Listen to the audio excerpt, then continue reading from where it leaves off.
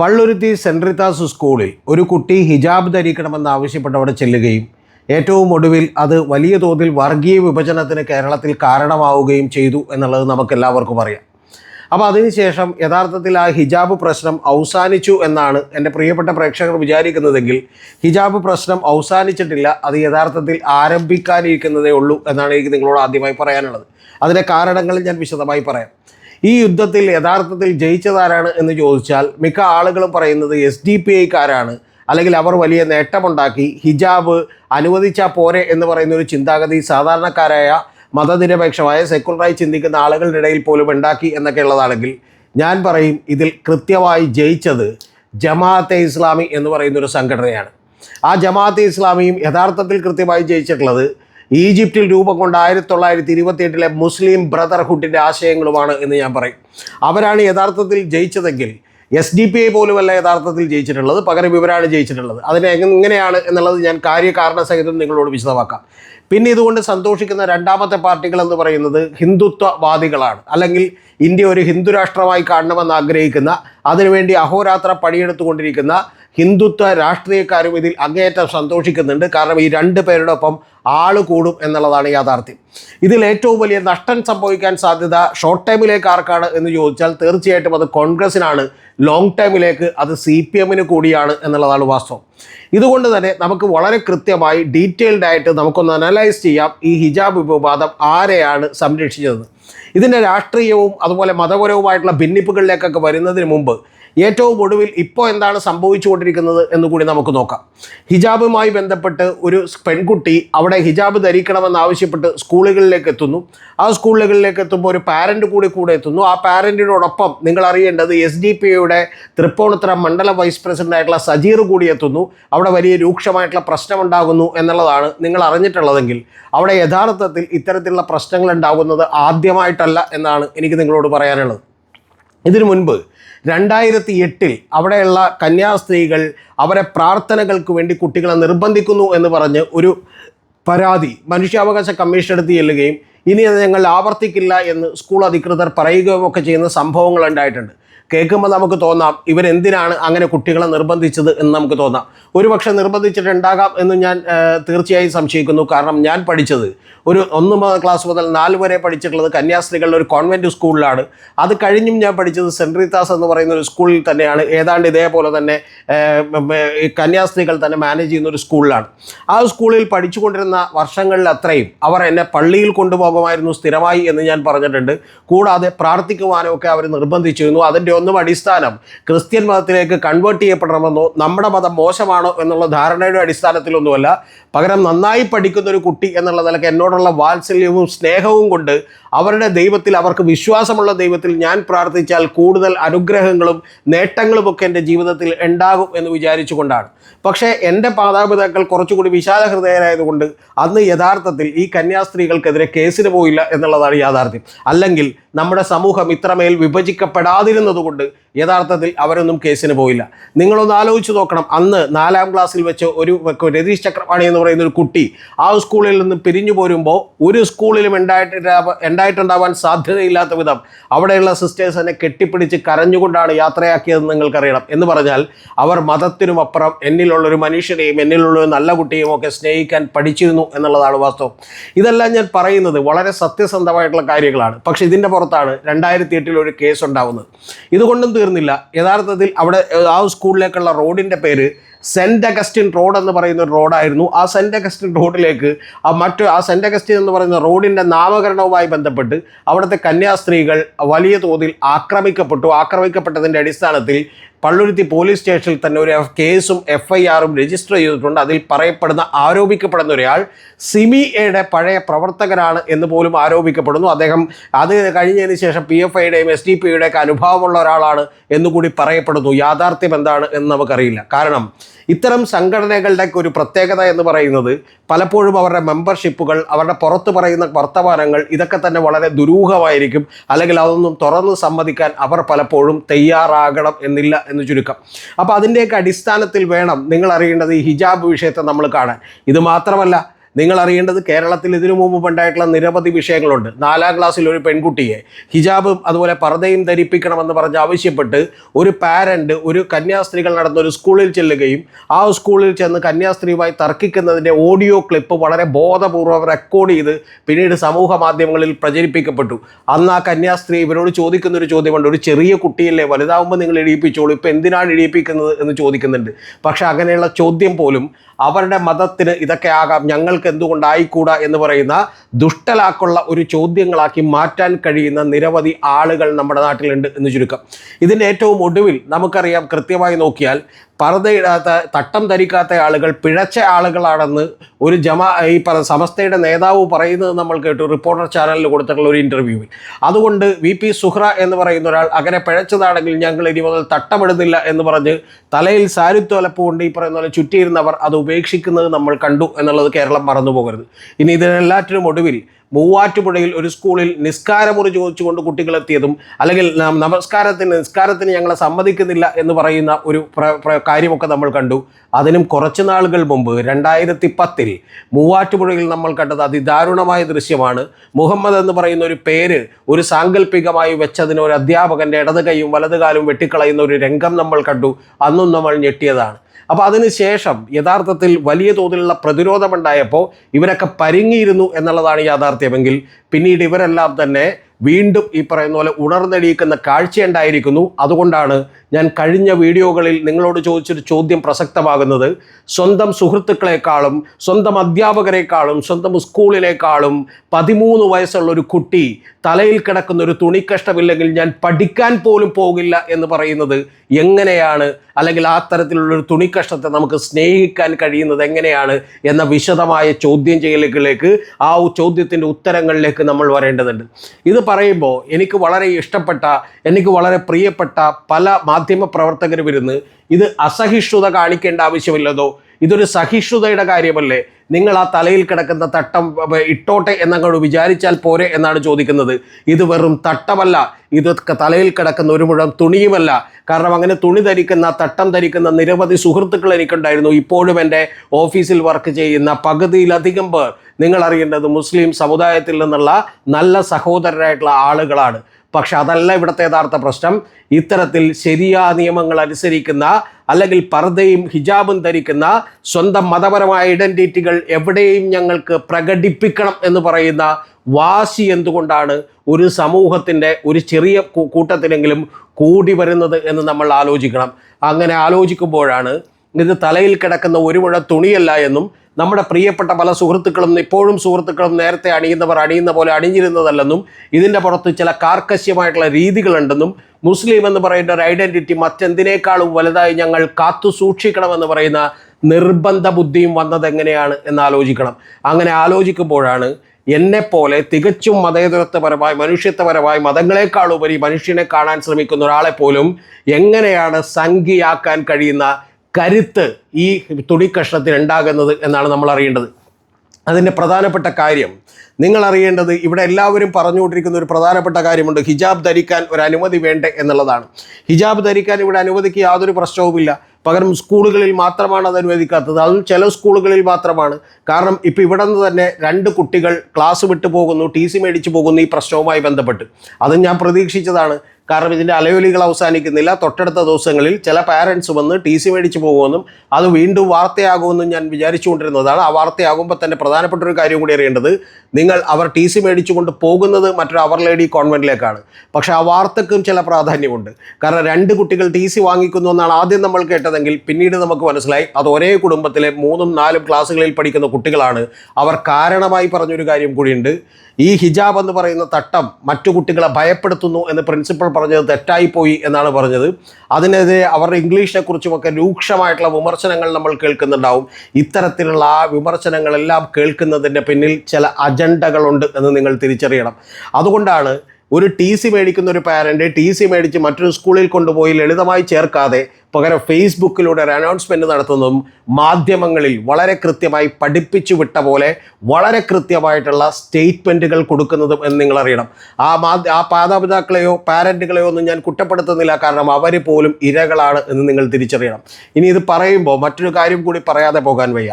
അമീൻ ഹസൻ എന്ന് പറയുന്ന ഒരു വക്കീലാണ് ഈ പറയുന്ന കുടുംബത്തിന് വേണ്ടി അവിടെ ഹാജരായത്, കോടതികളിൽ ഹാജരായത്. ഈ അമീൻ ഹസൻ എന്ന് പറയുന്ന വക്കീലിനും ഒരു യാദൃശ്ചികതയുണ്ട്, അത് നിങ്ങൾ മറന്നു പോകരുത്. ജമാഅത്തെ ഇസ്ലാമിയുടെ നേതാവും എന്നാൽ മാധ്യമ പ്രവർത്തകൻ എന്ന് പറയുന്ന വേഷപ്രച്ഛന്നനായി മീഡിയ വണ്ണിൽ വന്നിരിക്കുന്ന സി ദാവീദ് എന്ന് പറയുന്ന ഔട്ട് ഓഫ് ഫോക്കസ് എന്ന് പറയുന്ന അടുപ്പുകൂട്ടി ചർച്ച നടത്തുന്ന ഒരു പ്രമുഖനായ മനുഷ്യനുണ്ട് നിങ്ങൾ അറിയേണ്ടത്. ആ സി ദാവീദ് ജമാഅത്തെ ഇസ്ലാമിയുടെ നേതാവാണ്. ആ സി ദാവീദിൻ്റെ പ്രസംഗം കേട്ട് ആകൃഷ്ടനായി ആരാധകനായി മാറിയ ഒരാളാണ് അമീൻ ഹസൻ. മാധ്യമത്തിൻ്റെയും അതുപോലെ മീഡിയ വണ്ണിൻ്റെയും ഏറ്റവും ഒടുവിൽ ഈ പറയുന്ന സി ദാവീദിൻ്റെയും ഒക്കെ കേസുകൾ വാദിക്കുന്നതും ഇതേ അമീൻ ഹസനാണ്. അതേ അമീൻ ഹസൻ തന്നെയാണ് ഈ പറയുന്ന കുട്ടിക്ക് വേണ്ടി സ്കൂളിനെതിരെ ഹാജരാകുന്നതും എന്ന് നിങ്ങൾ ഓർത്തു നോക്കണം. ഇതിൽ യാദൃശ്ചികതകൾ മാത്രമാണ് എന്ന് നിങ്ങൾ വിശ്വസിച്ചോളൂ, കുഴപ്പമില്ല. പക്ഷേ പ്രധാനപ്പെട്ട കാര്യം ഇത് യാദൃശ്ചികതകൾ മാത്രമല്ല, ഇതിനു വേണ്ടി ഫൈറ്റ് ചെയ്യുന്നത് ആരാണ് എന്നുകൂടി നിങ്ങൾ ആലോചിക്കണം. ഇതേ ഔട്ട് ഓഫ് ഫോക്കസ് ചർച്ചയിലിരുന്ന് ദാവീദൊക്കെ രോഷം കൊള്ളുന്നത് 13ാം ക്ലാസ്സുകാരിയെ തോൽപ്പിച്ച 13 വയസ്സുകാരിയെ തോൽപ്പിച്ചൊരു യുദ്ധമാണ് ഇതെന്ന് പറഞ്ഞുകൊണ്ടാണ്. ഇതേ പോലെയുള്ള ആളുകൾ, ടി മുജീബ് റഹ്മാനെ പോലെയുള്ള ആളുകൾ, നിങ്ങൾ അറിയേണ്ടത് വൈറ്റ്ലയിൽ ഒരു മുളയുമായി ബന്ധപ്പെട്ട് കച്ചവടം നടത്തിയിരുന്ന ആളുകൾ, കുറേ നാൾ PDP ആയിരുന്ന ഒരാളുകൾ, അത്തരത്തിലുള്ള ആളുകളുടെ ചില സുഹൃത്തുക്കൾ തന്നെയാണ് വഖഫുമായി ബന്ധപ്പെട്ട് കേസിന് പോയത് എന്നുകൂടി നിങ്ങൾ തിരിച്ചറിയണം. അപ്പോൾ ഇതൊരു ഒറ്റപ്പെട്ട പ്രശ്നമോ ഒരു തലയിലിടുന്ന ഹിജാബിൻ്റെ പ്രശ്നമോ ഒരു തുണിക്കഷ്ണത്തിൻ്റെ പ്രശ്നമോ ആയി മാത്രം ലളിതവൽക്കരിച്ച് കാണുന്നതിൻ്റെ പിന്നിൽ ചില രാഷ്ട്രീയമുണ്ട് എന്ന് നിങ്ങൾ തിരിച്ചറിയണം. ആ രാഷ്ട്രീയത്തിന് എൻ്റെ പ്രിയപ്പെട്ട ചില മാധ്യമ സുഹൃത്തുക്കൾ പോലും ന്യായീകരണം ചുമക്കുന്നത് ഇതാണ്: ഇന്ത്യയിലെ പ്രത്യേകമായിട്ടുള്ള അവസ്ഥ നിങ്ങൾ കണ്ടുകൂടെ? ആ ഇന്ത്യയിലെ പ്രത്യേകമായിട്ടുള്ള അവസ്ഥകൾ നിങ്ങൾ പരിഗണിക്കുമ്പോൾ കന്യാസ്ത്രീകളും ന്യൂനപക്ഷങ്ങളും ഒക്കെ ആക്രമിക്കപ്പെടുമ്പോൾ ഒരേപോലെ കന്യാസ്ത്രീകളും ന്യൂനപക്ഷങ്ങളും ക്രിസ്ത്യൻസും മുസ്ലിംസും ഒക്കെ ഒരുമിച്ച് നിൽക്കേണ്ടതല്ലേ? അപ്പോൾ അതുകൊണ്ട് അതുപോലും മനസ്സിലാക്കാതെ നിങ്ങൾ എന്തിനാണ് തട്ടത്തിനെതിരെ പടയൊരുക്കം നടത്തുന്നതെന്നാണ് ചോദ്യമെങ്കിൽ എനിക്കവരെ ഓർമ്മപ്പെടുത്താനുള്ളത്, നിങ്ങൾ ഇത് മാത്രം കണ്ടാൽ പോരാ. യഥാർത്ഥത്തിൽ നിങ്ങൾ കാണേണ്ടത് ഇൻ്റർനാഷണൽ തലത്തിൽ അന്തർദേശീയ തലത്തിൽ സംഭവിക്കുന്ന ചില കാര്യങ്ങൾ കൂടിയാണ് എന്നാണ് എനിക്ക് നിങ്ങൾ ഓർമ്മപ്പെടുത്താനുള്ളത്. അതിലേറ്റവും പ്രധാനപ്പെട്ട കാര്യം 1941 ഇന്ത്യയിൽ ഒരു സംഘടന രൂപപ്പെട്ടു. ആ സംഘടന ലാഹോറിൽ ഓഗസ്റ്റ് 26-ാം തീയതി ഇസ്ലാമിയ പാർക്ക് എന്ന് പറയുന്ന പാർക്കിൽ 75 പേരുടെ ഒരു യോഗം കൂടി. ആ യോഗം വിളിച്ചു കൂട്ടിയ നേതാവ് എന്ന് പറയുന്നത് സെയ്ദ് അബുൽ ആല മൗദൂദി എന്ന് പറയുന്ന ഒരാളാണ്. നിങ്ങൾ മറന്നു പോകരുത്, അദ്ദേഹമാണ് 1941 ഓഗസ്റ്റ് 26-ന് ജമാഅത്തെ ഇസ്ലാമി എന്ന് പറയുന്ന ഒരു സംഘടനയ്ക്ക് രൂപം കൊടുത്തത്. ആ ജമാഅത്തെ ഇസ്ലാമി എന്ന് പറയുന്ന സംഘടനയ്ക്ക് രൂപം കൊടുക്കുമ്പോൾ അവർ പിന്നീട് തീരുമാനിച്ചൊരു കാര്യം എന്താണെന്ന് കൂടി നിങ്ങൾ അറിയണം. അത് 1952 ജാനുവരിയിൽ അവർ അവരുടെ പ്രബോധനം എന്ന് പറയുന്ന മുഖമാസികയിൽ കൃത്യമായിട്ട് എഴുതി വെക്കുന്ന ഒരു കാര്യമുണ്ട്. ആ കാര്യമാണ് എൻ്റെ പ്രിയപ്പെട്ട പ്രേക്ഷകർ കേൾക്കേണ്ടത്. ആ കാര്യത്തിൻ്റെ വകഭേദങ്ങളും ആയുധങ്ങളുമാണ് നിങ്ങൾ അറിയേണ്ടത്. തലയിലെ തുണിക്കഷ്ണവും പർദ്ദയും അല്ലാതെ അത് വെറും ഈ പറയുന്ന പോലെ എന്തല്ല തുണിക്കഷ്ണമോ പർദ്ദയോ അല്ല. അത് വെറും തുണിക്കഷ്ണമാണെന്നാണ് പറയുന്നതെങ്കിൽ എൻ്റെ പ്രിയപ്പെട്ട മാധ്യമ പ്രവർത്തകരോടും ന്യായീകരണ തൊഴിലാളികളോടും എനിക്ക് ചോദ്യം ചോദിക്കാനുള്ളത്, ഭാരതാംബയും ഒരു പടമല്ലാതെ അവിടെ ഇരുന്നോട്ടെ എന്ന് നിങ്ങൾ വിചാരിക്കാത്തത് എന്താണ്? അപ്പോൾ അതൊരു പ്രതീകമായി മാറുന്നതും എങ്ങനെയാണ് ഹിജാബ് ഒരു പ്രതീകമല്ലാതായി മാറുന്നതെന്നും നമ്മൾ ആലോചിക്കണം. അല്ലെങ്കിൽ ഹിജാബ് പ്രതീകമല്ലെങ്കിലും ഹിജാബ് സ്കൂളിൽ ധരിക്കണമെന്ന് പറയുന്ന കടുംപിടുത്തത്തിന് മുന്നിൽ അതെങ്ങനെയാണ് സമർത്ഥിക്കാൻ കഴിയുന്നത് എന്ന് നമ്മളൊന്ന് ആലോചിക്കണം. അതിൻ്റെ പിന്നിൽ ഒറ്റ അജണ്ടയേ ഉള്ളൂ, അത് മതരാഷ്ട്രത്തിലേക്കുള്ള അജണ്ടയാണ് എന്ന് നമ്മൾ തിരിച്ചറിയണം. അതിലേറ്റവും പ്രധാനപ്പെട്ട കാര്യം 1952 ജാനുവരിയിൽ ഇറങ്ങിയിട്ടുള്ള പ്രബോധനത്തിൽ പറയുന്നത്, അവർ വോട്ടിങ്ങിൽ പങ്കെടുക്കാനേ തയ്യാറായിരുന്നില്ല. ജമാഅത്തെ ഇസ്ലാമി എന്ന് പറയുന്ന സംഘടന പ്രത്യേകതരം സംഘടനയാണ്. അവർ പറഞ്ഞുകൊണ്ടിരുന്ന ഒരു കാര്യം, ഒന്ന്, ഇന്നാട്ടിലെ ഭരണം ഇസ്ലാമികമായിരിക്കും എന്ന് ഗവൺമെൻറ് ഉറപ്പ് പ്രഖ്യാപിക്കുകയോ അല്ലെങ്കിൽ തെരഞ്ഞെടുപ്പിൽ പങ്കെടുക്കുന്നത് വഴി ഇസ്ലാമികമാക്കാം എന്ന് നമുക്ക് ഉറപ്പുണ്ടാവുകയോ ചെയ്താൽ മാത്രമേ ഒരു തെരഞ്ഞെടുപ്പിൽ നിങ്ങൾ ഭാഗമാക്കാവൂ എന്നാണ്. അതുകൊണ്ട് ജമാഅത്തെ ഇസ്ലാമി എന്ന് പറയുന്ന ന്യൂനപക്ഷമായിട്ടുള്ളൊരു സംഘടന ഒരു കാലത്തും നിങ്ങൾ അറിയേണ്ടത് വോട്ട് ചെയ്തിട്ടില്ല 1952-കളിൽ. പിന്നീട് അവർ വോട്ട് ചെയ്യുന്നത് 1977-ലാണ്. അതിന് കാരണം 1975-ൽ ജമാഅത്തെ ഇസ്ലാമി നിരോധിക്കപ്പെട്ടപ്പോഴാണ്. നിങ്ങൾ അറിയേണ്ടത് 1977-ൽ ഇന്ദിരാഗാന്ധിയെ തോൽപ്പിക്കാൻ അവർ ആഹ്വാനം ചെയ്തുകൊണ്ട് വോട്ട് ചെയ്യുന്നത്. പിന്നെയും കുറേ കാലം അവർ വോട്ട് ചെയ്യാതിരുന്നു. ആ വോട്ട് ചെയ്യാതിരുന്നതിൻ്റെ ഒരൊറ്റ കാരണമേ ഉള്ളൂ, ഒന്ന്, ഇന്ത്യ ഇസ്ലാമിക രാഷ്ട്രമായി മാറുമ്പോൾ ഞങ്ങൾ വോട്ട് ചെയ്യും, അല്ലെങ്കിൽ ഇസ്ലാമിക രാഷ്ട്രമായി മാറാൻ സാധ്യതയുള്ളപ്പോൾ ഞങ്ങളുടെ വോട്ടുകൾ കൂടി അതിനെ സഹായിച്ചാൽ ഞങ്ങൾ വോട്ട് ചെയ്യുമെന്നാണ്. ഇനി മറ്റൊരു പ്രധാനപ്പെട്ട കാര്യം കൂടിയുണ്ട്. ഇത് കേൾക്കുമ്പോൾ എൻ്റെ പ്രിയപ്പെട്ട മുസ്ലിം സഹോദരന്മാർ, നിങ്ങൾ സന്തോഷിക്കരുത്. കാരണം അവർ നിങ്ങളെയാണ് ഇതിനേക്കാൾ വലിയ ശത്രുക്കളായി കാണുന്നത് എന്ന് നിങ്ങൾ അറിയണം. അതിൻ്റെ പ്രധാനപ്പെട്ട കാര്യം, ഓരോ മുസൽമാൻ്റെയും കർത്തവ്യം എന്ന് പറയുന്നത് ജിഹാദിന് വേണ്ടി അവൻ്റെ ജീവിതം സമർപ്പിക്കുക എന്നുള്ളതാണ് അവർ പറയുന്നത്. എന്ന് പറഞ്ഞാൽ ജിഹാദ് എന്ന് പറഞ്ഞാൽ അള്ളാഹുവിൻ്റെ ഒരു കാര്യമുണ്ട്, ദൈവികത്വം എന്ന് പറയുന്ന ഒരു കാര്യം. അത് ദൈവികത്വം എന്ന് പറയുന്നത് എല്ലാവരും സമ്മതിക്കുന്ന ഒരു കാര്യമാണ്. പക്ഷേ അള്ളാഹുവിൻ്റെ വിധികർത്തൃത്വം എന്നായി അവരത് വ്യാഖ്യാനിക്കുന്നു.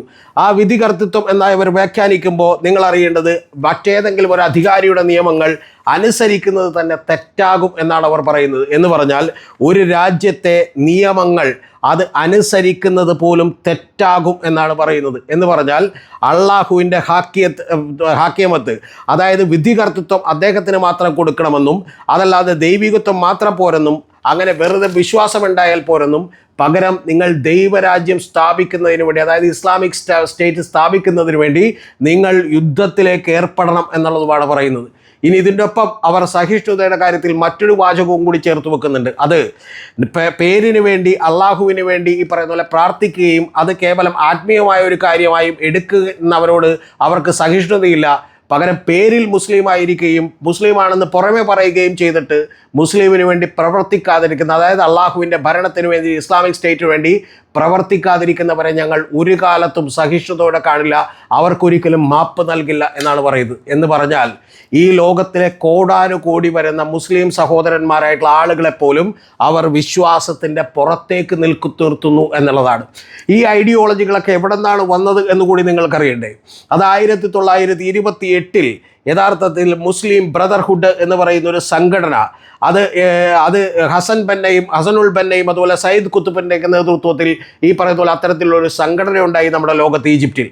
അതിലേറ്റവും പ്രധാനപ്പെട്ട ഒരു നേതാവ് സയ്യിദ് കുത്തുബാണ്. ഈ ഹസനുൽ ബന്നയും ഒക്കെ നിങ്ങൾക്കറിയില്ലെങ്കിലും നമ്മുടെ നാട്ടിലെ കുറേ പേർക്കറിയാം. കാരണം ഈ കഴിഞ്ഞ കാലിക്കറ്റ് എയർപോർട്ടിൽ വെച്ചൊരു സമരം നടത്തുമ്പോൾ സോളിഡാരിറ്റിയുടെയും സ്റ്റുഡൻസ് ഇസ്ലാമിക് ഓർഗനൈസേഷൻ്റെയും ഒക്കെ ജമാഅത്ത് ഇസ്ലാമിയുടെ സംഘടനകൾ നടത്തിയ പ്രകടനങ്ങളിൽ അവർ ഏറ്റവും പൗരത്വ ഭേദഗതിക്കെതിരെ നടത്തിയ സമരങ്ങളിൽ പോലും അവർ മുൻപന്തിയിൽ പിടിച്ചിരുന്ന 2 പടങ്ങൾ ഈ ഹസനുൽ ബന്നയുടെയും സയ്യിദ് കുത്തുബിൻ്റെയുമായിരുന്നു.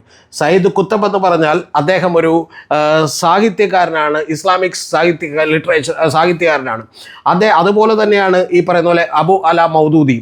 ഇവർ രണ്ടുപേര് സാഹിത്യകാരന്മാരാകുമ്പോൾ ഇവരെല്ലാം പറഞ്ഞുകൊണ്ടിരിക്കുന്ന ഒരേ ഐഡിയോളജികളാണ്. അതായത് നമ്മൾ ലോകം മുഴുവൻ കൃത്യമായി ഒരു ഇസ്ലാമിക രാഷ്ട്രത്തിൻ്റെ കീഴിൽ വന്നില്ലെങ്കിൽ നിങ്ങളുടെ പ്രാർത്ഥനകൾ പോലും വിഫലമാണെന്നും നിങ്ങൾ പ്രാർത്ഥിച്ചിട്ട് കാര്യമില്ലെന്നും, അങ്ങനെ ദൈവരാജ്യം വരുമ്പോൾ ശരിയാ നിയമത്തിൻ്റെ കീഴിൽ വരുമ്പോൾ മാത്രമേ മുസ്ലിങ്ങൾ പ്രാർത്ഥിച്ചിട്ട് കാര്യമുള്ളൂ എന്നും, അതിൽ തന്നെ ഞാൻ ഒരിക്കൽ കൂടി ആവർത്തിക്കുന്നു, അങ്ങനെ വാക്കുകൾ കൊണ്ട് മാത്രം മുസ്ലിം ആയാൽ പോരാ, പ്രവൃത്തി കൊണ്ട്, അതായത് ജിഹാദിന് വേണ്ടി കൂടി നിങ്ങൾ ഇറങ്ങിത്തിരിക്കണമെന്നും അല്ലെങ്കിൽ യഥാർത്ഥ മുസൽമാനല്ലെന്നും പറയുന്നതോടുകൂടി മഹാഭൂരിപക്ഷം എന്ന മുസ്ലിങ്ങൾക്ക് കൂടി എതിരായി നിൽക്കുകയാണ് ഇവർ എന്നുള്ളത് നിങ്ങൾ തിരിച്ചറിയണം.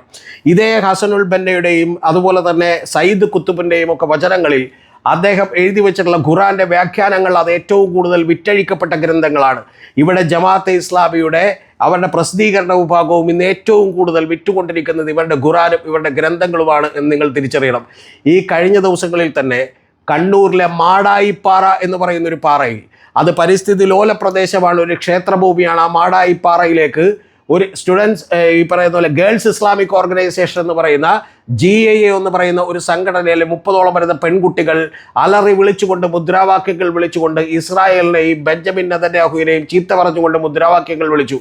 ആ വിളിച്ചതിനെതിരെ ഒരു കേസെടുത്തിരുന്നു. കാരണം അത് പരിസ്ഥിതി ലോല പ്രദേശമായതുകൊണ്ടും അവിടെ അങ്ങനെ ഒരു പ്രകടനം നടത്താൻ അനുമതിയില്ലാത്തത് കൊണ്ടുമാണ്. കേവലം 30 പേർ മാത്രമേ അവിടെ സ്ത്രീകളുണ്ടായിരുന്നുള്ളൂ. പക്ഷേ ആ 30 പേർ എന്ന് പറയുന്നത് ആവേശത്തോടു കൂടി മുദ്രാവാക്യം വിളിച്ചവരാണ് എന്ന് നിങ്ങൾ അറിയണം. ആ വിളിച്ചപ്പോൾ യഥാർത്ഥത്തിൽ ഗവൺമെൻറ് അവർക്കെതിരെ കേസെടുത്തു. ആ കേസെടുത്തപ്പോൾ ഇതേ പറയുന്ന ദാവീദ് സാഹിബും അതുപോലെ കൂട്ടാളികളായിട്ടുള്ള അടുപ്പുകൂട്ടി ചർച്ചക്കാരും നടന്ന് ഒരു ഔട്ട് ഓഫ് ഫോക്കസ് എന്ന് പറയുന്ന ചർച്ച നടത്തിയപ്പോൾ അതിൽ പറഞ്ഞത് ഇടത് ഹിന്ദുത്വ എന്നാണ്, അല്ലെങ്കിൽ ഇടത് കർസേവ എന്നാണ് അതിനെക്കുറിച്ച് പറഞ്ഞത്. എന്ന് പറഞ്ഞാൽ അത്തരത്തിലുള്ള ഇടതുപക്ഷത്തെ പോലും അപ്പുറത്തെ സൈഡിലേക്ക് മാറ്റി നിർത്തുകയും ഞങ്ങളും RSSും അല്ലെങ്കിൽ ഞങ്ങളും ഹിന്ദുത്വ തീവ്രവാദികളും മാത്രമായി തീരുന്ന ഒരു കാലം വരുമെന്നും അന്ന് മുസ്ലിങ്ങളായിട്ടുള്ള ആളുകളൊക്കെ ഞങ്ങളോടൊപ്പം കൂടിച്ചേർന്ന് നിൽക്കുമെന്നും വിചാരിക്കുന്ന ഒരു ഐഡിയോളജിയിലേക്ക്, ഒരു തത്വസംഹിതയിലേക്ക് നമ്മുടെ ജമാഅത്തെ ഇസ്ലാമി എത്തിയിരിക്കുന്നു. അവർ നേരത്തേക്ക് ഇലക്ഷൻ മത്സരിച്ചില്ല എന്നുള്ളത് ഞാൻ പറഞ്ഞു. പക്ഷേ കഴിഞ്ഞ കുറേ തെരഞ്ഞെടുപ്പുകളായി അവർ സ്വന്തമായിട്ടൊരു പാർട്ടി ഉണ്ടാക്കിയിരിക്കുന്നു. ഇലക്ഷനിൽ മത്സരിക്കാൻ തീരുമാനിച്ചു എന്ന് മാത്രമല്ല, സ്വന്തമായിട്ടൊരു പാർട്ടി ഉണ്ടാക്കിയിരിക്കുന്നു. ആ പാർട്ടി അത്തരത്തിലുള്ളൊരു മതസംഘടനയ്ക്ക് ആദ്യമായി ഇന്ത്യയിൽ ഉണ്ടായിട്ടുള്ള ഒരു പാർട്ടിയാണ് വെൽഫെയർ പാർട്ടി എന്ന് പറയുന്നത്. പക്ഷെ അവർ വിചാരിക്കുന്നത് പോലെ അതിന് വളക്കൂറുള്ള ഒരു മണ്ണ് സൃഷ്ടിക്കാൻ കഴിഞ്ഞില്ല. അവർ വളരാൻ ശ്രമിച്ചിട്ട് നടന്നില്ല. കാരണം കേരളത്തിലെ മുസ്ലിം സമുദായത്തിൽ 1% ആളെപ്പോലും അവർക്ക് കിട്ടിയില്ല. പക്ഷേ നിങ്ങൾ സന്തോഷിക്കരുത്, 1% ആളുകളെപ്പോലും കിട്ടിയില്ലെങ്കിൽ പോലും വലിയ തോതിലുള്ള ആശയ പ്രചരണത്തിലൂടെ, വലിയ തോതിലുള്ള ക്ലാസ്സുകളിലൂടെയൊക്കെ തന്നെ അവർക്ക് നമ്മുടെ സാധാരണ മുസ്ലിം ജനസാമാന്യത്തിനകത്ത് വലിയ തരത്തിലുള്ള സ്വാധീനമുണ്ടാക്കാൻ കഴിഞ്ഞിട്ടുണ്ട്. എന്ന് പറഞ്ഞാൽ അവരുടെയൊക്കെ ചിന്തകളെ നിയന്ത്രിക്കാൻ കഴിഞ്ഞിട്ടുണ്ട് എന്ന് ചുരുക്കം. നമുക്കറിയാം ഇന്ത്യയിലെ പ്രമുഖരായിട്ടുള്ള വലിയ ചില ദ വയർ പോലെയുള്ള, ക്വിൻറ്റ് പോലെയുള്ള, മിൻറ്റ് പോലെയുള്ള, കാരവൻ പോലെയുള്ള പ്രസിദ്ധീകരണങ്ങൾ, അവർക്കൊന്നും വലിയ സബ്സ്ക്രിപ്ഷനുകളില്ല. പക്ഷേ നമ്മുടെ രാജ്യത്തെ മഹാഭൂരിപക്ഷം വരുന്ന പ്രോ ലെഫ്റ്റ് ഇടത് ബുദ്ധിജീവികളെല്ലാം തന്നെ വായിക്കുകയും ചിന്തിക്കുകയും ഒക്കെ ചെയ്യുന്നതിനെ വലിയ തോതിൽ സ്വാധീനിക്കാൻ അവർക്ക് കഴിയുകയും അതുവഴി അവർ ഇൻഡയറക്റ്റായി ഒരു വലിയ ജനതയെ തന്നെ സ്വാധീനിക്കുകയും ചെയ്യുന്നുണ്ട് എന്നുള്ളതാണ് ചരിത്രം. അതുകൊണ്ടാണ് ദ വയറിൻ്റെയൊക്കെ ഈ പറയുന്ന പോലെ പല കരൺ താപ്പറും അതുപോലെ മറ്റു പല അവരുടെ ആളുകളുമൊക്കെ തന്നെ അറസ്റ്റ് ചെയ്യപ്പെടുകയോ കേസെടുക്കുകയോ ചെയ്യുമ്പോൾ ഇന്ത്യ മുഴുവൻ വാർത്തയാകുന്നത്. കേരളത്തിലും സംഭവിച്ചുകൊണ്ടിരിക്കുന്നത് അതാണ്. വെൽഫെയർ പാർട്ടിക്ക് 1% പോലും വോട്ടില്ലെങ്കിലും മീഡിയ വണ്ണിലൂടെയും മാധ്യമം എന്ന് പറയുന്ന പത്രത്തിലൂടെയും ഇവരുടെ പ്രഭാഷണങ്ങളിലൂടെയും ഇവരുടെ മദ്രസകളിലൂടെ കൊടുക്കുന്ന ക്ലാസ്സുകൾക്കിലൂടെയും ഒക്കെ തന്നെ ഇവർക്കൊരു മുസ്ലിം ജനസാമാന്യത്തെ കൃത്യമായി സ്വാധീനിക്കാൻ കഴിയുന്നു എന്നുള്ളതാണ്. ഈ കൂട്ടത്തിൽ ഒരു കാര്യം കൂടി പറഞ്ഞു പോകേണ്ടതുണ്ട്. കൊടുങ്ങല്ലൂരിലെ വെളുത്തക്കടവ് എന്ന് പറയുന്ന ദാറുസ്സലാം മസ്ജിദ് എന്ന് പറയുന്ന ഒരു മസ്ജിദ് ഇപ്പോൾ ജമാഅത്തെ ഇസ്ലാമി തട്ടിയെടുത്തിട്ടുണ്ട് എന്ന് പറയുന്ന ഒരു വലിയ പ്രചരണം നടക്കുന്നുണ്ട്. അത് സത്യമാണോ ഇല്ലാത്തതാണോ എന്ന് നമുക്കറിയില്ല. പക്ഷേ ഏതാണ്ട് സത്യസന്ധമായ കാര്യങ്ങളൊക്കെ തന്നെയാണ് പല മാധ്യമങ്ങളും അത് റിപ്പോർട്ട് ചെയ്തിട്ടുണ്ട്. മുഖ്യധാര മാധ്യമങ്ങൾ റിപ്പോർട്ട് ചെയ്തിട്ടില്ല, പക്ഷേ പല മാധ്യമങ്ങളും അത് റിപ്പോർട്ട് ചെയ്തിട്ടുണ്ട്. അങ്ങനെ റിപ്പോർട്ട് ചെയ്യപ്പെടുമ്പോൾ അവിടെ ഒരു പള്ളി പണിയാൻ പണമില്ലാതിരുന്ന ആളുകൾക്ക് ജമാഅത്തെ ഇസ്ലാമിയുടെ നേതാവായിട്ടുള്ള തൃശ്ശൂർ ജില്ലാ പ്രസിഡൻ്റായിട്ടുള്ള ഷാനവാസും അതുപോലെ പ്രവർത്തകൻ ലത്തീഫും ആലുവയിൽ നിന്ന് ചെന്ന് അവിടെ ഒരു മദ്രസ അധ്യാപകനായി തുടങ്ങിയിട്ടുള്ള ലത്തീഫ് ഇപ്പോൾ അതിൻ്റെ പരമാധികാരിയായി മാറിയിരിക്കുന്നു. ആ മാറിയപ്പോൾ ഇവർക്ക് ഹൈവേ എടുത്തപ്പോൾ കിട്ടിയ 2.5 കോടി രൂപ കൂടി ഇവർ അടിച്ചു മാറ്റിയിരിക്കുന്നു. അതൊന്നുമല്ല എൻ്റെ വിഷയം. എൻ്റെ വിഷയം ഒരൊറ്റ കാര്യമാണ്. അങ്ങനെ ആ പള്ളി ഞങ്ങൾ പണിതു കൊടുക്കാമെന്ന് പറഞ്ഞപ്പോൾ ജമാഅത്തെ ഇസ്ലാമി അവരോട് പറഞ്ഞ ആദ്യത്തെ കണ്ടീഷൻ എന്താണെന്ന് നിങ്ങൾക്കറിയണം. ആദ്യത്തെ കണ്ടീഷൻ നിങ്ങൾ അറിയേണ്ടത് മദ്രസകളിൽ ജമാഅത്തെ ഇസ്ലാമിയുടെ സിലബസ് പഠിപ്പിക്കണമെന്നാണ്. അപ്പോൾ അത്തരത്തിൽ മദ്രസകളിൽ ജമാഅത്തെ ഇസ്ലാമിയുടെ സിലബസ് പഠിപ്പിക്കണമെന്ന് പറയുമ്പോൾ എന്താണ് അവരുടെ കുട്ടികൾക്ക് അല്ലെങ്കിൽ കുട്ടികളിലൂടെ ഈ പറയുന്ന പോലെ മുതിർന്നവർക്കെല്ലാം കൊടുക്കാൻ പോകുന്ന ആശയ പ്രചരണം എന്നുള്ളത് നിങ്ങൾ അറിയണം. യഥാർത്ഥത്തിൽ അതുകൊണ്ടാണ് ഞാൻ പറഞ്ഞത്, ഇത് വെറും തലയിൽ കിടക്കുന്ന ഒരു കഷ്ണം തുണി മാത്രമല്ല. യഥാർത്ഥത്തിൽ ഇത്തരത്തിൽ മതപരമായ മുസ്ലിം ചിഹ്നങ്ങൾ ധരിച്ചുകൊണ്ട് മാത്രമേ യഥാർത്ഥ മുസ്ലിങ്ങളാണെങ്കിൽ നിങ്ങൾ ജീവിക്കാനാവൂ എന്ന് പറയുന്നിടത്ത് നിന്നാണ് ഇതിൻ്റെ യഥാർത്ഥത്തിലുള്ള പരിപ്രേക്ഷ്യം തുടങ്ങുന്നത് എന്നുള്ളതാണ്. അത്തരത്തിൽ പറയുമ്പോൾ ഞാനൊരു കാര്യം കൂടി നിങ്ങളോട് പറയാം. ഇവിടെ പലരും ചോദിക്കുന്ന മറ്റു ചില വാചകങ്ങളുണ്ട്. സിഖുകാർ ടർബൻ ധരിക്കുന്നുണ്ടല്ലോ. ശരിയാണ്, സിഖുകാർ മിലിറ്ററികളിൽ പോലും അവർ യൂണിഫോം ധരിക്കുന്നതിനോടൊപ്പം വലിയ തലപ്പാവുകൾ ധരിക്കുന്നുണ്ട്. കൂടാതെ നമുക്കറിയാം പഞ്ചാബിൽ അവർക്ക് ഹെൽമറ്റ് പോലും വെക്കേണ്ട ഇത്തരത്തിലുള്ള പല വിട്ടുവീഴ്ചകളും ചെയ്തു കൊടുക്കുന്നുണ്ട്. പക്ഷേ ആ വിട്ടുവീഴ്ചകൾ എല്ലാ മതത്തോടും നമ്മൾ കാണിക്കുന്നുണ്ട് എന്നുള്ളതാണ് യാഥാർത്ഥ്യം. യഥാർത്ഥത്തിൽ ഇവിടെ എസെൻഷ്യൽ റിലീജിയസ് പ്രാക്ടീസ്, അതായത് ഒരു മതപരമായി നിങ്ങൾ അനുശാസിക്കേണ്ട അത്യാവശ്യമുള്ള കാര്യങ്ങളുടെ പട്ടികയിൽപ്പെടുത്തിയിട്ടുള്ള എല്ലാ കാര്യങ്ങൾക്കും എല്ലായിടത്തും തന്നെ അനുവാദം കൊടുക്കുന്നുണ്ട്. അതിൽ മുസ്ലിങ്ങളുടെ കാര്യത്തിൽ വരുന്നത് 5 കാര്യങ്ങളാണ്. ഒന്ന്, അവർക്ക് മുഹമ്മദ് നബിയിൽ വിശ്വാസം വേണം. നബിയില്ലാതെ മറ്റൊരു ദൈവവും ഉണ്ടാകാൻ പാടില്ല എന്നുള്ളതാണ്. അവർക്ക് നിസ്കാരം 5 നേരം ചെയ്യണമെന്നുള്ളതാണ്. മൂന്നാമത് റമദാനിലെ നൊയമ്പ് എടുക്കണമെന്നുള്ളതാണ്. 4-മത്തത് സക്കാത്ത് കൊടുക്കണം അഥവാ ചാരിറ്റി കൊടുക്കണമെന്നുള്ളതാണ്. 5-മത്തേത് നിങ്ങൾ അറിയേണ്ടത് ലൈഫിൽ ഒരിക്കലെങ്കിലും ഹജ്ജ് ചെയ്യണം എന്നുള്ളതാണ്.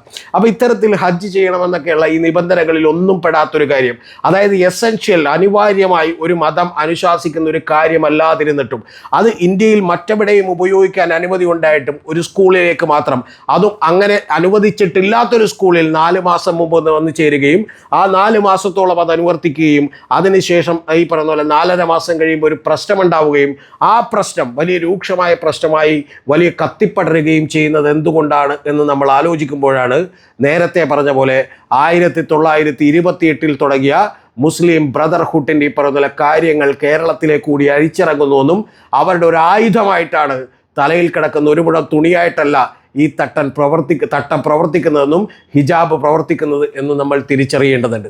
ഇനി മറ്റൊരു പ്രധാനപ്പെട്ട കാര്യം കൂടി നിങ്ങളോട് ചോദിക്കാം. ഈ ഹിജാബ് എന്ന് പറയുന്ന ഒരു കാര്യം ആളുകൾ ഇങ്ങോട്ട് വരുമ്പോൾ അതുമായി ബന്ധപ്പെട്ടിട്ടുള്ള തർക്കങ്ങളിൽ കഴിഞ്ഞ ദിവസങ്ങളിൽ കോൺഗ്രസിൻ്റെ ഈ പറയുന്ന പോലെ ഹൈബീഡർ എന്ന് പറയുന്ന ഒരു എംപിയും മുഹമ്മദ് ഷിയാസ് എന്ന് പറയുന്ന ജില്ലാ പ്രസിഡന്റും കൂടി ചെന്ന് ഒരു ഒത്തീർപ്പുണ്ടാക്കിയിരുന്നു. ആ ഒത്തീർപ്പ് തട്ടമിടാതെ ക്ലാസ്സുകളിൽ വീണ്ടും ചെന്നോളാം എന്നതിൻ്റെ പാരൻ്റ് സമ്മതിച്ചിരുന്നു. ആ പാരൻ്റ് സമ്മതിച്ചതിന് ശേഷം തൊട്ടടുത്ത ദിവസങ്ങളിൽ നമുക്കറിയാം വീണ്ടും ആ തീരുമാനത്തിൽ നിന്ന് പിന്മാറി എന്ന് പറഞ്ഞാൽ അത് അദ്ദേഹത്തിൻ്റെ മാത്രം തീരുമാനമോ അല്ലെങ്കിൽ പിന്മാറ്റമോ അല്ല എന്ന് ചുരുക്കം. അത്തരത്തിൽ തീരുമാനം പിന്മാറിയ പാരൻ്റ് പിന്നീട് പറയുന്ന ഒരു കാര്യമെന്ന് പറയുന്നത് ഈ പിന്നീട് അദ്ദേഹം മാത്രമല്ല ഈ പറയുന്ന നമ്മുടെ സി ദാവീദും അതുപോലെ ജമാഅത്തെ ഇസ്ലാമിക്കാരും ഒക്കെ പറയുന്നത് കോൺഗ്രസ് ചെയ്ത ഒരു വലിയ തെറ്റാണെന്നാണ്. എന്താണ് തെറ്റ് ചെയ്തതെന്ന് നിങ്ങൾക്കറിയണ്ടേ? ആ തെറ്റ് ചെയ്തു എന്ന് പറയുന്ന ഒരു പ്രധാനപ്പെട്ട കാര്യത്തിലാണ്. കാരണം ആ തെറ്റ് ചെയ്തത് ഹിജാബ് ധരിച്ച് ആ കുട്ടിക്ക് സ്കൂളിൽ വരാനുള്ള അവകാശം മേടിച്ചു കൊടുക്കേണ്ടതിന് പകരം നിങ്ങൾ അറിയേണ്ടത് ആ കുട്ടിയുടെ പാരൻറ്റിനെ പ്രഷറൈസ് ചെയ്ത് ഹിജാബ് ഇല്ലാതെ സ്കൂൾ വരുത്താൻ തീരുമാനിച്ചു. അത് അങ്ങേയറ്റത്തെ തെറ്റാണെന്നാണ്. ഇതോടൊപ്പം നമ്മൾ ചേർത്ത് വായിക്കേണ്ട മറ്റൊരു കാര്യം എന്ന് പറയുന്നത് ഇതിന് കുഞ്ഞാലിക്കുട്ടി സാഹിബിനെ പോലെയുള്ള വളരെ പക്വതയോടുകൂടി നിലപാടെടുക്കുന്ന മുസ്ലിം ലീഗും കുഞ്ഞാലിക്കുട്ടി സാഹിബും പോലും 48 മണിക്കൂറുകൾ മിണ്ടാതിരുന്നതിന് ശേഷം വളരെ പക്വതയായിട്ടുള്ള ചില അഭിപ്രായങ്ങൾ പറഞ്ഞു. പക്ഷേ അഭിപ്രായത്തിലും അവർക്ക് പോലും പറയാൻ ധൈര്യമില്ലാതെ പോയൊരു കാര്യമുണ്ട്. ആ ധൈര്യമില്ലാതെ പോയ കാര്യം ഇത്തരത്തിൽ ഹിജാബിന് വേണ്ടി നമ്മൾ ഒരു സ്ഥലത്തും നിർബന്ധം പിടിക്കേണ്ടതില്ല എന്ന് പറയേണ്ടതിന് പകരം നിങ്ങൾ അറിയേണ്ടത് എന്തുകൊണ്ടാണ് ഹിജാബ് ധരിക്കാനുള്ള അവകാശത്തിന് വേണ്ടി നിൽക്കണം എന്ന് തോന്നിയെന്ന് നിങ്ങൾക്കറിയാമോ? ഒരൊറ്റ കാര്യമേ ഉള്ളൂ. ശബരിമല വിധിയുണ്ടായപ്പോൾ പോലെ അങ്ങേയറ്റം പ്രതിലോഭകരമായ ഒരു കാര്യത്തിന് NSS ഇറങ്ങിത്തിരിച്ചപ്പോൾ അതിൻ്റെ കൂടെ മറ്റ് രാഷ്ട്രീയ പാർട്ടികളൊക്കെ മാറിയതുപോലെ കേരളത്തിലെ ഏതാണ്ട് 90 ലക്ഷത്തോളം വരുന്ന മുസ്ലിം ജനസാമാന്യത്തിൻ്റെ അല്ലെങ്കിൽ 95 കോടിയോളം വരുന്ന മുസ്ലിം ജനസാമാന്യത്തിൻ്റെ മനസ്സിലേക്ക് നേരത്തെ പറഞ്ഞ ജമാഅത്തെ ഇസ്ലാമിയും SDPയും ഒക്കെ കൊടുത്തുവിടുന്ന വലിയ തോതിലുള്ള മുസ്ലിമൈസേഷൻ എന്ന് പറയുന്ന അല്ലെങ്കിൽ ഇസ്ലാമൈസേഷൻ എന്ന് പറയുന്ന ഒരു കാര്യം സംഭവിച്ചു കൊണ്ടിരിക്കുന്നു. അതിൻ്റെ അടിസ്ഥാനത്തിലാണ് ഇതെല്ലാം വരുന്നത്. നിങ്ങൾ ഒരു കാര്യം കൂടി മനസ്സിലാക്കണം. ഇത്തരത്തിലുള്ള സംഘടനകൾ, ഇവരിൽ നിന്ന് സ്വാധീനിക്കപ്പെട്ടുള്ള നിരവധി സംഘടനകൾ നമ്മുടെ ലോകത്തുണ്ട്. ആ സംഘടനകൾ ഏതാണെന്ന് കൂടി കേട്ടാൽ നിങ്ങൾക്ക് കാര്യം മനസ്സിലാകും. അതൊന്ന് ISIS ആണ്, രണ്ടാമത്തത് അൽ-ഖ്വയ്ദയാണ്, മൂന്നാമത്തത് ഞാൻ കഴിഞ്ഞ വീഡിയോകളിൽ പറഞ്ഞ പോലെ 200-ലധികം വരുന്ന പെൺകുട്ടികളെ തട്ടിക്കൊണ്ടുപോവുകയും മൃഗീയമായി പീഡിപ്പിക്കുകയും അതിനുശേഷം 3-4 തവണ ഗർഭിണിയാക്കുകയും ചെയ്ത ബോക്കോ ഹറാം എന്ന് പറയുന്ന പോലെയുള്ള സംഘടനകളാണ്. അത്തരത്തിലുള്ള സംഘടനകളെല്ലാം തന്നെ പ്രചോദിപ്പിക്കപ്പെട്ടിട്ടുള്ളത് ഇത്തരത്തിലുള്ള ഐഡിയോളജികളിൽ നിന്നാണ്. എന്ന് പറഞ്ഞാൽ ഈ പറയുന്ന ഹമാസിനെ പോലും നമുക്ക് പിന്തുണക്കാൻ കഴിയാത്തത്, പലസ്തീനെ പിന്തുണക്കുമ്പോഴും ഹമാസിനെ പിന്തുണക്കാൻ കഴിയാത്തത്, ഹമാസിൻ്റെ സെക്കൻഡ് ലെഫ്റ്റനൻ്റ് ആയിട്ടുള്ള യാഹിയ സിൻവർ മരിക്കുന്നതിന് മുമ്പ് ഒരു പ്രസ്താവന നടത്തിയിരുന്നു ലോകത്തോട് പറഞ്ഞത്, ആദ്യം ഞങ്ങൾ ഇസ്രായേൽ പിടിച്ചെടുക്കും, പിന്നെ ഞങ്ങൾ ലോകം മുഴുവൻ പിടിച്ചെടുക്കുമെന്നാണ്. അങ്ങനെ പിടിച്ചെടുക്കുമ്പോൾ നമ്മൾ ഇവിടെ ഇസ്ലാമിക് സ്റ്റേറ്റ് അഥവാ സ്റ്റേറ്റ് ഓഫ് ഇസ്ലാമിക് റിപ്പബ്ലിക് എന്ന് പറയുന്ന വലിയ തോതിലുള്ള ശരിയായ നിയമങ്ങൾ അനുസരിച്ച് ഭരിക്കപ്പെടുന്ന അള്ളാഹുവിൻ്റെ രാജ്യം സ്റ്റേറ്റ് ഇവിടെ നമ്മൾ സ്ഥാപിക്കുമെന്നാണ്. അത് സ്ഥാപിക്കുന്നതുവരെ നമുക്ക് വിശ്രമമില്ല എന്നുള്ളതാണ്. ഇനി മറ്റൊരു കാര്യം കൂടി, ഈ മുസ്ലിം ബ്രദർഹുഡ് എന്ന് പറയുന്ന ഐഡിയോളജികളും സംഘടനകളും ഒക്കെ നിരോധിച്ചിരിക്കുന്ന രാജ്യങ്ങൾ ഏതാണെന്ന് നമുക്കറിയേണ്ട. ആ രാജ്യങ്ങളിൽ ഏറ്റവും പ്രധാനപ്പെട്ടത് നിങ്ങൾ അറിയേണ്ടത് ഒന്ന് റഷ്യയാണ്, രണ്ടാമത്തത് സൗദി അറേബ്യയാണ്, മൂന്നാമത്തത് UAE ആണ്. ഇത്തരത്തിലുള്ള നിരവധി രാജ്യങ്ങൾ, അതായത് മുസ്ലിം രാജ്യങ്ങൾ പോലും അതെല്ലാം തന്നെ നിരോധിച്ചു കൊണ്ടിരിക്കുന്നു. ഇങ്ങനെ നിരോധിക്കുന്നതിന് പിന്നിൽ ഒരൊറ്റ കാര്യമേ ഉള്ളൂ. കാരണം ഇവരെല്ലാം വിതക്കുന്നത് വിഷവിത്തുക്കളാണെന്നും ആ വിത്തുക്കൾ ഈ പറഞ്ഞ പോലെ മുള പൊട്ടുമ്പോൾ അവർ സന്തോഷിക്കുകയും ചെയ്യുന്നു എന്നുള്ളതാണ് യാഥാർത്ഥ്യം. പലപ്പോഴും RSSനെയും സംഘപരിവാറിനെയൊക്കെ വിമർശിക്കുമ്പോൾ നമ്മൾ കാണുന്നത് ബജ്രംഗ് ദൾ എന്നുള്ളതിനെ വിമർശിക്കും, ഹനുമാൻ സേനയെ വിമർശിക്കും, ഇത്തരത്തിലുള്ള പല കാര്യങ്ങളെയും നമ്മൾ വിമർശിക്കും. എത്തരത്തിൽ ബജ്രംഗ് ദളും ഹനുമാൻ സേനയും ഒക്കെ അപ്രത്യക്ഷമാവുകയും ഏറ്റവും ഒടുവിൽ 100 കൊല്ലം കഴിയുമ്പോഴും RSS നിലനിൽക്കുകയും ചെയ്യുന്നത് എന്തുകൊണ്ടാണ് എന്ന് നമ്മൾ ആലോചിക്കണം.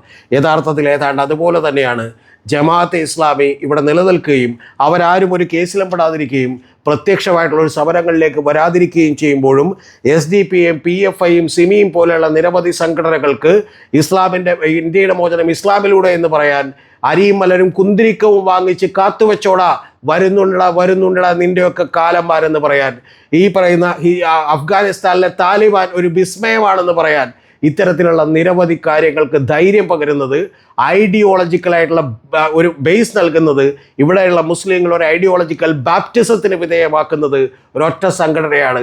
അത് നിങ്ങൾ അറിയേണ്ടത് ജമാഅത്തെ ഇസ്ലാമി എന്ന് പറയുന്ന ഒരു സംഘടനയാണ്. ആ ജമാഅത്തെ ഇസ്ലാമിയുടെ എപ്പോഴുമുള്ള അവരുടെ പ്രധാനപ്പെട്ട കാര്യം, അവരിപ്പോൾ ഏറ്റവും ഒടുവിൽ പറഞ്ഞിട്ടുള്ള ഒരു പ്രധാനപ്പെട്ട കാര്യം കൂടിയുണ്ട്. അതും കൂടി കേട്ടാലേ അവരുടെ അടപട്ടപനയം നമുക്ക് പൂർണ്ണമായി മനസ്സിലാകൂ. അവർ പറയുന്ന പ്രധാനപ്പെട്ട കാര്യം, അബു അല മൗദൂദി, ഞങ്ങളുടെ സെയ്ദ് അബ്ദുൽ അല മൗദൂദി എന്ന് പറയുന്നത് ഞങ്ങളുടെ സ്ഥാപകരായിരിക്കാം, പക്ഷെ അദ്ദേഹം ഒരിക്കലും ഞങ്ങളുടെ അവസാന വാക്കല്ല എന്നാണ് ഇപ്പോഴത്തെ കേരള അമീറായിട്ടുള്ള മുജീബ് റഹ്മാൻ പറയുന്നത്. പക്ഷെ അതേസമയം തന്നെ ഇത് പറഞ്ഞുകൊണ്ടിരിക്കുമ്പോൾ തന്നെ അവരുടെ മുൻ അമീറിൻ്റെ വാക്കുകൾ നമുക്ക് കേൾക്കാം. അത് പറയുന്നത്, നമ്മൾ മതേതരത്വവും അതുപോലെ ജനാധിപത്യവും അത്തരത്തിലുള്ള ചില വാക്കുകളൊക്കെ പറയും, പക്ഷെ അതൊക്കെ നമ്മൾ വെറുതെ പറയുന്നതാണ്. യഥാർത്ഥത്തിൽ നമ്മുടെ അടിസ്ഥാനം എന്ന് പറയുന്നത് മതരാഷ്ട്രമാണ് എന്നുള്ളതാണ്. ഷെയ്ഖ് കാരക്കുന്ന് എന്ന് പറയുന്ന അവരുടെ വലിയൊരു നേതാവ്, അദ്ദേഹം വളരെ ഓപ്പണായി പ്രസംഗിക്കും. ഇങ്ങനെ പല രൂപത്തിൽ, പല വേഷങ്ങളിൽ, പല ഭാവത്തിൽ അവർ മാറി മാറി വരികയും അവരുടെ പക്ഷേ ഐഡിയോളജികളും അവരുടെ ലക്ഷ്യങ്ങളും ഒരു തെല്ലും മാറാതെ അവർ സഞ്ചരിക്കുകയും ചെയ്യും. ആ സഞ്ചരിക്കുകയും ചെയ്യുന്നതിൻ്റെ വശംവദരായിട്ടുള്ള ഇരകളാണ് നമ്മുടെ നാട്ടിലെ സാധാരണക്കാരായ മുസ്ലിം പാരൻസും അതുപോലെ കുട്ടികളും എന്നുള്ളത് നിങ്ങൾ മറന്നു പോകരുത്. അതുകൊണ്ടാണ് കേരളത്തിൽ 20 കൊല്ലം മുമ്പ് ഉണ്ടാകാത്ത പർദാ ഷോപ്പുകളും ഡിസൈനർ പർദാ ഷോപ്പുകളുമൊക്കെ അനിയന്ത്രിതമായി കേരളത്തിൽ വർദ്ധിക്കുന്നത് നമ്മൾ കാണുന്നത്. ഇത്തരത്തിലുള്ള വിശ്വാസങ്ങൾ നമുക്ക് തീവ്രമായിട്ടുള്ള പ്രശ്നങ്ങളായി മാറാൻ കഴിയുന്നത് അതുകൊണ്ടാണ് നിങ്ങൾ അറിയേണ്ടത്, ഈ പറയുന്ന തലയിൽ തട്ടപ്പെടാത്തവർ പിഴച്ചവരാണ് എന്ന് പറയുന്ന ധൈര്യം ഒരു നേതാക്കന്മാർക്ക് ഉണ്ടാകുന്നത്. അതുകൊണ്ടാണ് നിങ്ങൾ അറിയേണ്ടത്, ലയണൽ ആന്ദ്രിയാസ് മെസ്സിയെയും ക്രിസ്ത്യാനോ റൊണാൾഡോയെയും പോലും ആദരിക്കുന്നത് അങ്ങേയറ്റം തെറ്റാണെന്നും അത് ഈ പറയുന്ന പോലെ ഇസ്ലാം എന്ന് പറയുന്ന ഏകദൈവ വിശ്വാസത്തിനെതിരാണെന്നും പറയുന്നതിലൂടെ അങ്ങേയറ്റം കർക്കശമായി കൊണ്ടിരിക്കുന്ന ഒരു നാടുകളിലാണ് നമ്മൾ ജീവിച്ചു കൊണ്ടിരിക്കുന്നത്. അതുകൊണ്ട് ഇവിടെയുള്ള എല്ലാവരും പറഞ്ഞതുപോലെ ഇതൊരു നിഷ്കളങ്കമായ തട്ടമല്ലേ, തലയിൽ കിടക്കുന്ന ഒരു മുഴം തുണിയല്ല, അത് അങ്ങോട്ട് അനുവദിച്ചു കൊടുത്താൽ പ്രശ്നങ്ങൾ ഇവിടെ തീരുമെന്ന് നിഷ്കളങ്കരെ നിങ്ങൾ വിചാരിക്കരുത്. കാരണം ഇതിന് ശേഷം വരാനുള്ളത് ബുർഖയാണ്, പർദ്ദയാണ്, അതുപോലെയുള്ള നിരവധി വസ്തുതകളാണ് എന്നുള്ളത് നിങ്ങൾ മറന്നു പോകരുത്. യഥാർത്ഥത്തിൽ ഇതാണ് ഇതിൻ്റെ യാഥാർത്ഥ്യം. അല്ലാതെ ഇതിനെ ലളിതവൽക്കരിച്ചുകൊണ്ട് ഇത് തലയിൽ ഒരു മുഴം തുണിയായി കാണരുത്. ഇത് യഥാർത്ഥത്തിൽ മതരാഷ്ട്രത്തിലേക്കുള്ള നീങ്ങാനുള്ള ഒരു കൃത്യമായിട്ടുള്ള വെപ്പണാണ്, ഒരായുധമാണ് എന്ന് മറന്നു പോകരുത്.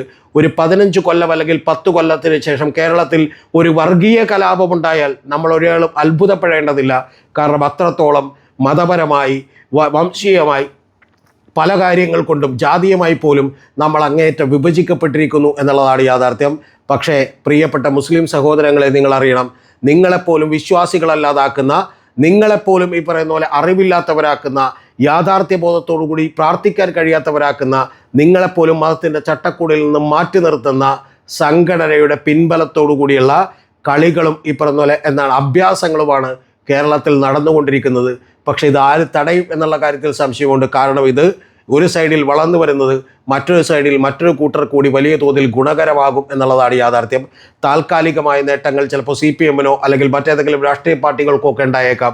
പക്ഷേ ആത്യന്തികമായ നേട്ടം തീർച്ചയായും നിങ്ങൾ അറിയേണ്ടത് ഈ പറയുന്ന ഇത്തരത്തിലുള്ള മതസംഘടനകൾക്കാണ് എന്നുള്ളത് മറന്നു പോകരുത്. അങ്ങ് എല്ലാ കാലത്തെയും നഷ്ടം, ഏറ്റവും ഒടുവിലെ നഷ്ടം എന്ന് പറയുന്നത് അത് ഈ താമസിക്കുന്ന നമ്മുടെ ജനതക്കും ഇനി വരാനിരിക്കുന്ന കുട്ടികൾക്കുമായിരിക്കും. കാരണം ഈ നാട് അശാന്തിയുടെ പടനിലമാകാൻ അധിക നാൾ വേണ്ട എന്നാണ് എനിക്ക് പറയാനുള്ളത്. ഒരു കാര്യം കൂടി നിങ്ങൾ ഓർമ്മിപ്പിക്കുന്നു, മതപരമായ രാഷ്ട്രങ്ങൾ കെട്ടിപ്പടുത്തിട്ടുള്ള സൗദി അറേബ്യയിലും ഇറാനിലും അതുപോലെ മറ്റ് നിരവധി രാജ്യങ്ങളിലും മനുഷ്യാവകാശങ്ങൾ എങ്ങനെയാണ് ലംഘിക്കപ്പെടുന്നതെന്നും എങ്ങനെയാണ് അവിടെയെല്ലാം തന്നെ വലിയ തോതിലുള്ള പ്രശ്നങ്ങളും ഈ പറഞ്ഞ ബോംബുകളും ഇപ്പോഴും പൊട്ടിക്കൊണ്ടിരിക്കുന്നതെന്നും അഫ്ഗാനിസ്ഥാനും പാകിസ്ഥാനിലും പോലും ഉള്ള പ്രശ്നങ്ങൾ എന്താണെന്ന് നമ്മൾ തിരിച്ചറിയുമ്പോൾ നമുക്ക് മനസ്സിലാകും. അതേസമയം നോർവേയും സ്വീഡനും ഡെൻമാർക്കും പോലെയുള്ള സ്വാതന്ത്ര്യം നിലനിൽക്കുന്ന, വളരെ ലളിതമായി ഈ പറഞ്ഞ പോലെ ജീവിതം നയിക്കുന്ന, ഏറ്റവും സുന്ദരമായിട്ടുള്ള സന്തോഷം നിലനിർത്തുന്ന നാടുകളായി മാറണോ, അതോ ഇവരുടെയൊക്കെ ഈ പറയുന്ന പോലെ എന്താണ് കുബുദ്ധികൾക്ക് നമ്മൾ ഇരയായി മാറണോ എന്ന് നിങ്ങൾ ഓരോരുത്തരും ആലോചിക്കേണ്ടതാണ്. അതുകൊണ്ട് ഞാൻ ഒരിക്കൽ കൂടി പറയുന്നു, ഈ തട്ടമെന്ന് പറയുന്നത് വെറും തലയിൽ ഒരു മുഴം തുണിയല്ല. ആ തട്ടത്തിന് വേണ്ടിയുള്ള വാശിയും ഈ പറയുന്ന പോലെ വെറും നിഷ്കളങ്കമല്ല. അത് യഥാർത്ഥത്തിൽ എന്നെപ്പോലൊരു മതേതരത്വത്തിനെയും ഈ നാടിനെയും ഈ പറയുന്ന പോലെ പിച്ചി ചീന്താൻ പോകുന്ന വലിയൊരു ആയുധമാണ്.